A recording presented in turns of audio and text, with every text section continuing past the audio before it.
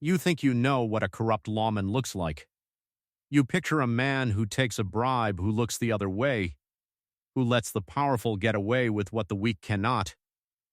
That is corruption, but it is the small and ordinary kind. The man at the center of this story was something else entirely. For 19 years, he was the only law in a Kentucky hollow, and he used that authority not to protect his people, but to harvest them, to arrest, to convict, to sentence, and to make disappear. By his own private courts and his own private justice, anyone whose land he wanted, anyone who crossed him, anyone whose absence would profit him. He wore a badge the whole time. He called it justice the whole time. His name was Lemuel Graves. He was 54 years old when the hollow finally rose against him, and what they dug up on his land is the reason his name was struck from every official history of that county.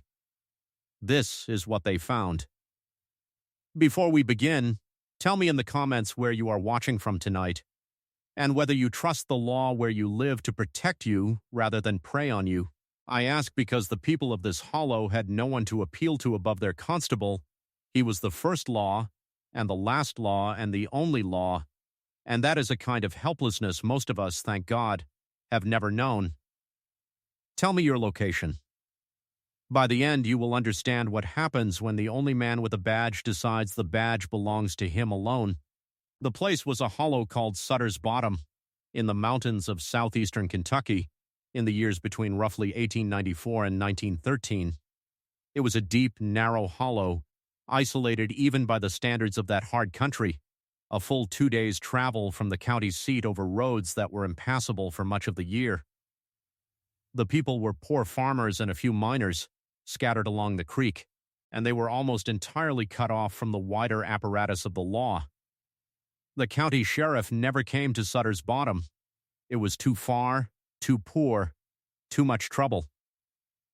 And so, as was common in such places, the county had appointed a local man as constable, a resident who would keep the peace, settle disputes, make arrests, and serve as the eyes and the hand of a justice system that was otherwise a 2-day ride away and might as well have been on the moon. In Sutter's Bottom, that man was Lemuel Graves. Lemuel Graves was a big, powerful man, broad through the chest and shoulders, with a heavy black beard and small, deep-set eyes the color of wet slate. Eyes that the people of the hollow learned to watch the way you watch the sky before a storm. His hands were enormous and scarred, and he had a way of resting one of them on the butt of the pistol he always wore, a casual gesture that everyone in Sutter's Bottom understood to be the period at the end of any conversation he wished to end. He had been a hard man before he was a constable, a brawler, a man with a reputation, and the county, in appointing him, had reasoned that a rough hollow needed a rough hand. They got more than they bargained for. Lemuel Graves understood, faster than the county ever did, that he had been handed something close to absolute power over a place where no higher power would ever bother to look, and he set about using it. For the first years, it looked like nothing more than a hard man keeping a hard place in line, and the hollow, which valued order, did not look too closely. The way folks always forgive a heavy hand as long as it falls on someone else. Lemuel Graves kept the peace. He settled disputes. Harshly but finely, he arrested drunks and thieves and troublemakers, and what happened to them after he arrested them was his own affair. Because there was no jail in Sutter's Bottom and no court nearer than 2 days off, and so the constable held his own court, on his own land, by his own rules, and pronounced his own sentences, and the county, receiving only his reports, knew only what he chose to tell them. For years his reports were unremarkable. A few arrests. A few men sent away to the county who, it was understood, had moved on rather than face a charge. Nothing to trouble anyone 2 days down the road. The first sign that Lemuel Graves's justice was something other than justice came in the autumn of 1901, and it concerned a farmer named Eli Tackett. Eli Tackett owned the best bottomland in the hollow. a wide flat stretch along the creek that everyone agreed was worth more than any other land in Sutter's Bottom, and he had refused more than once to sell it to Lemuel Graves, who had taken to acquiring land throughout the hollow at prices that no one quite dared to call robbery. In the autumn of 1901, Lemuel Graves arrested Eli Tackett on a charge of stealing hogs, a charge that Tackett's family swore was false, and that no one in the hollow believed, because Eli Tackett was known as an honest man. Graves held his private court, found Tackett guilty, and announced that he was taking the prisoner down to the county jail to serve his sentence. He set off down the road with Eli Tackett bound in his wagon. He came back alone 3 days later and reported that the prisoner had escaped along the way and fled the county. Eli Tackett was never seen in Sutter's Bottom again, and within a year his widow, unable to work the bottomland alone and frightened of the constable, sold it to Lemuel Graves at his price. That is the first sign. A man arrested on a false charge vanished on the road, and his coveted land in the constable's hands within the year. Nobody said too much. People left the hollow. Prisoners escaped. It happened, and Eli Tackett's disappearance, taken alone, could be explained the way the constable explained it. But it did not happen alone. This is the escalation, and it climbs with a terrible methodical regularity, because Lemuel Graves had found a system, and a system, unlike a crime of passion, can be repeated. Over the following years, the pattern repeated itself again and again. A man would own something Lemuel Graves wanted: good land, a fine team of mules, a profitable still, a pretty wife, or a man would cross Lemuel Graves in some way, defy him, insult him, threaten to write to the county about him. And that man would be arrested on a charge no one believed, and tried in the constable's private court, and sentenced and taken away to the county, and would vanish on the road, escaped or transferred, or simply gone, and his property would find its way, within a year or two, into the constable's growing holdings. Lemuel Graves was not enforcing the law. He was using the law as a hunting license, and the hollow as his private preserve, and his badge as the one thing that made it all, on paper, legitimate. The people of Sutter's Bottom were not fools. They came to understand what was happening.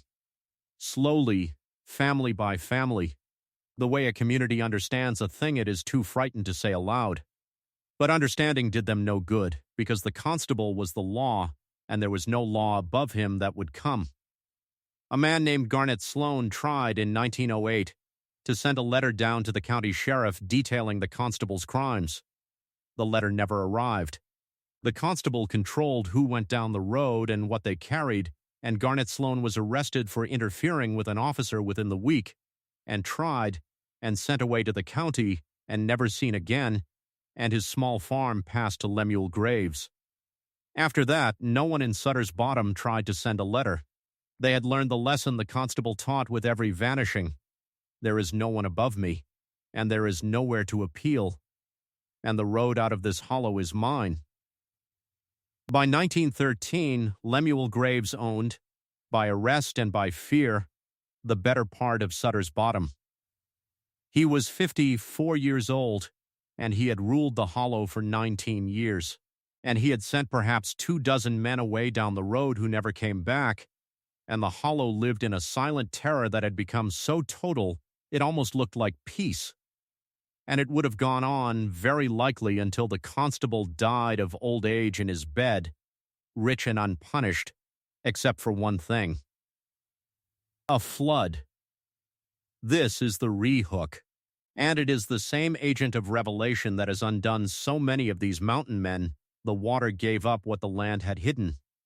In the spring of 1913, the creek through Sutter's Bottom rose to a height no one living had seen, and it tore through the low ground along its banks, including a stretch of bottomland that Lemuel Graves had acquired years before, and had, oddly, never farmed, never cleared, never let anyone set foot on, a fenced and posted field down by the water that the hollow had long wondered about, and never dared to ask. The flood scoured that field. And when the water dropped, the people who came to look at the damage found that the constable's untouched field was a burying ground. The flood had opened it. There were bones in the turned earth, and the bones were too many, and they were arranged in rough rows, and among them were buttons and buckles and a wedding ring and the rusted blade of a knife that an old woman recognized, weeping. As having belonged to her husband, taken away down the road 11 years before, escaped, the constable had said, fled the county. The hollow understood, all at once, what 19 years of vanishings had really been. The men sent away to the county had never left Sutter's Bottom at all. The road out had ended in the constable's fenced field. He had arrested them, tried them, sentenced them, and buried them on his own land, and reported them escaped or transferred. And the county 2 days off had filed his reports and never wondered. And he had taken their farms and their mules and their stills and their lives, all of it under the color of law, all of it stamped legitimate by the badge he wore. What the hollow did then is the aftermath, and it is the only justice Sutter's Bottom ever got. The people of the hollow, 24 families who had lived 19 years in silent terror, came up the creek to Lemuel Graves's house together, all of them, the way they had never dared to come before, because for the first time the thing they feared was smaller than the thing they had learned. The accounts of what happened at the constable's house that day did not make it into the county record, and the few that survive are fragmentary and were given long after, in old age, by people who had been children at the time. They agree on this much. Lemuel Graves met them on his porch with his pistol, the way he had ended 1,000 conversations, his hand resting on it in the old casual gesture. And for the first time in 19 years it did not work, because there were too many of them and they had already buried too many of their own in his field to be afraid of dying in it themselves. He did not leave the hollow alive. What the hollow did with him afterward, they never said, and no one ever asked. And the county, when at last it learned of the constable's death months later, was given to understand that Lemuel Graves had died suddenly, and that the people of Sutter's Bottom would be obliged if no one came up to inquire too closely, and the county, true to 19 years of form, did not. The bones in the field were given proper burial, as many as could be sorted and named. The constable's stolen holdings were returned, where families remained to claim them, and where none remained, the land was simply left, and the hollow would not touch it.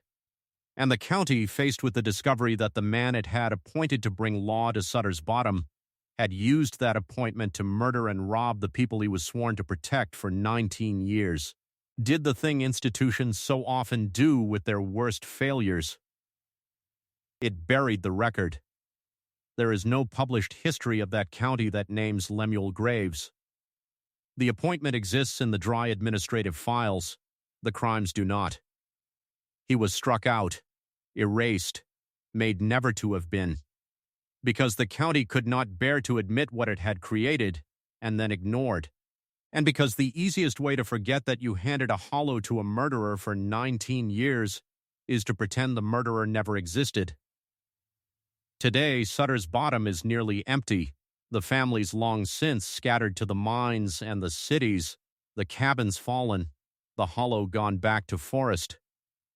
The fenced field by the creek, where the constable kept his harvest, is grown over now, and the local people of that county, the few who still carry the old stories, will tell you that nothing grows there quite right, that the ground stays bare in patches no matter the season, and that the spring floods, when they come, still sometimes turn up a button or a buckle in the mud, the last remnants of the men a lawman sent away down a road that ended in his field. They will tell you that the old courthouse records of that county have a gap where Lemuel Graves should be, a constable with no crimes and almost no history, and that the only true record of what he did is the one the flood wrote, and the one the hollow buried with him, and the few old voices that remembered, near the ends of their lives, what it was to live 19 years under a man who was the only law and answered to no law at all. So what was Lemuel Graves? Was he simply a violent, greedy man who happened to be handed unchecked power over an isolated place? And who did with it exactly what such a man will always do when no one is watching and no one will come? An ordinary evil, magnified to monstrous size only by the absence of any check upon it? Or is there something worse to reckon with here? Something about the badge itself, about the way authority can launder murder into justice, can make a man believe and make a whole hollow half believe that what he is doing is law and not slaughter, so that 24 people walked away down a road to their graves believing, almost to the end, that the man who killed them had the right? Was the horror of Sutter's Bottom the man, or was it the badge? Or was it the county 2 days off that handed over the badge and then, for 19 years, refused to look? The county struck his name from the books rather than answer that question. The hollow buried him in his own field rather than wait for a justice that was never going to climb the 2 days up the road. Both of those are answers, of a kind. This is one of the most corrupt and most damning cases these mountains ever produced. And the field by the creek is still there, and the floods still turn up its dead, and the courthouse records still have their telling gap where a murderer's name should be. So tell me where you stand. Do you believe Lemuel Graves was just an ordinary brutal man given extraordinary power? Or do you believe there is something in a badge worn without any law above it that turns men into exactly what he became? Every time, anywhere we let it. And the Hollow's final justice, done with their own hands on that porch, was it murder? Or was it the only court Sutter's Bottom was ever going to get? Tell me below. If this story sat heavy on you and you want to go deeper into the men these mountains gave too much power, and the records the counties buried to hide their own shame, then stay with me and subscribe, because the most dangerous monster in these hills was never the one in the woods. It was the one who wore the badge. Until next time, watch the men you hand authority to, and remember Sutter's Bottom, where the only law was the thing the people of the Hollow had most to fear.